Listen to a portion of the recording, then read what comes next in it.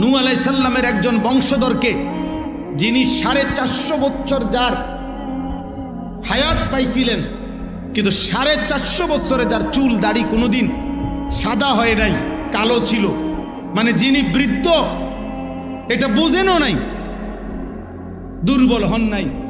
ঈসা আলাইহিস সালাম ওনাকে আল্লাহর হুকুমে কবর থেকে তুলছিলেন আর জিজ্ঞেস করছিলেন, হে নূহ নবীর বংশধর, 450 বছরে তো তোমার চুল দাড়ি কোনোদিন সাদা হয় নাই, এখন তোমার চুল দাড়ি সাদা দেখা যাচ্ছে কেন?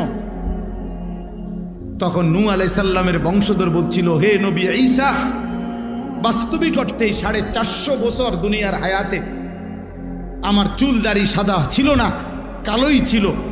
বৃদ্ধ কি, দুর্বলতা কি, আমি 450 বছরে কোনোদিন বুঝি নাই।